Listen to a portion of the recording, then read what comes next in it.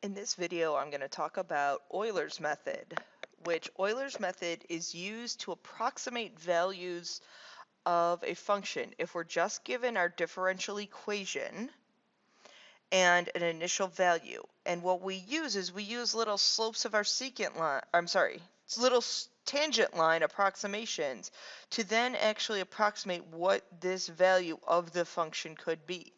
We use this a lot of times when we're trying to solve differential equations that are technically unsolvable.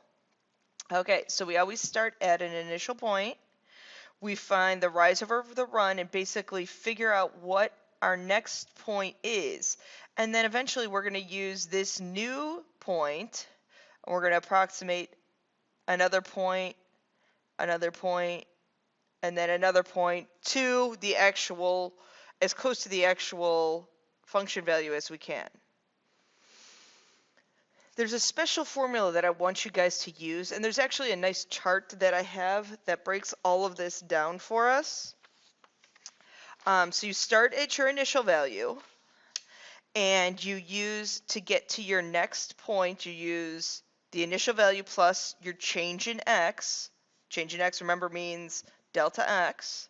And then to get your y coordinate, use your derivative evaluated at that at your initial point times what your change in x is plus the y coordinate. That makes sense. Okay, I take this point, I add into it the slope, okay, which is change in x times the slope of that line, so that gets me up here, and then I add in whatever this initial y value is. Quite honestly, I'm not going to lie to you, this chart is the best thing to use. Okay, so given that you have some differential equation, we don't know how to solve this differential equations. There's a whole calculus class you might be taking later on that's going to teach you how to solve this differential equation, but we don't know how to solve that. But we want to approximate, we want to get to 1.4 from 1 using 4 increments. So what is my delta x going to be? If I want to get from 1 to 1.4 using 4 increments, my delta x is going to be 0.1.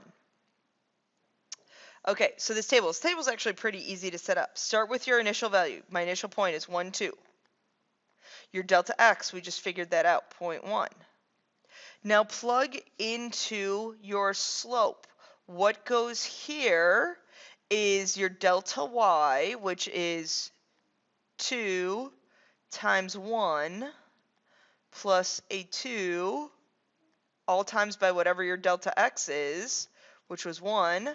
Just so you realize, this looks a little, I don't like how that looks. This was a 1 here. When you get that, you get when you solve that out, you get 0.4. So your new x is your initial x, 1, plus your delta x. So it's this column plus this column. 1 plus 1.1 is 1.1. I don't know why it's not writing today. I haven't recorded a video in a while, that's why, I bet. Okay, new y, and so to get your new y, take this 1, add to your delta y, take the initial y, add your new delta y, and you get 2.4. Okay, so then what you have here is you have your new points. We have our initial, which was 1.1, and we have 2.4. Your delta x, honestly, for all these is going to be the same. So now plug into your equation. So 2 times 1.1 plus 2, multiply that by 0.1, and we get 0.46. And so then my new delta x is this initial value, which it looks like 17. It's actually 1.1 plus 0.1, so that's 1 0.2. Take this 0.46, add it to your initial y down here, which happens to be this value right here, and we get 2.86. Now keep doing that process. So 1.2. We have 2.86. Plugging in, I'm not going to go through that math again, but we get 0.526. Excuse me. X plus delta x, 1.3. When you add this initial y plus this y, I get 3.386. Initial x, 1.3. This 3.386. Evaluating these points in this formula, we get 0.5986, 1.4. So this is what I wanted to get to. I wanted to get to 1.4. And then we take this 3.386, add it to that value, we get 3.9846. Okay, so that's if your value is something that's more. Okay, our next example, I believe we are going backwards now. Okay, so we have this again, this differential equation, and we have this initial value of 3, 4.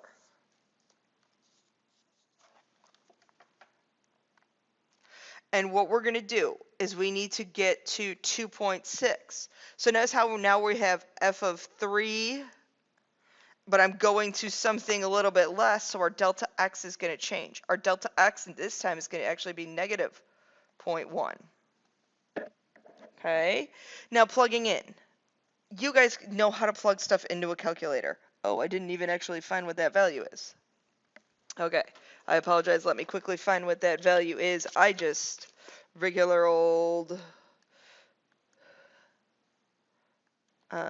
did something of something.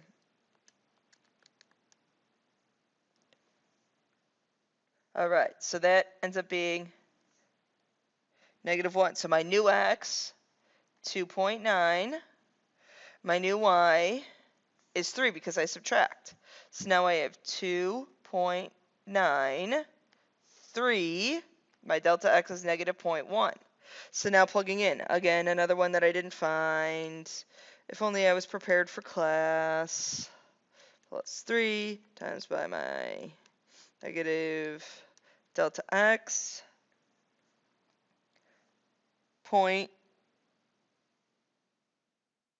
Negative 0.88. Okay. Here's the rest of the values now. So 2.8, 2.12. Now we have 2.8, 2.12, negative 0.1, negative 0.772. When I plug that in, see, I actually did that math that time. I didn't have to type it in my calculator very quickly. 1.348. All right, 2.7. 1.348. Negative 0.1. Finding this value is negative 0.6748. Then we have 2.6 there. So then our actual value ends up being 0.6732. So we're approximating, so that's what I forgot to say in the last one. F of 2.6 is approximately 0.6732.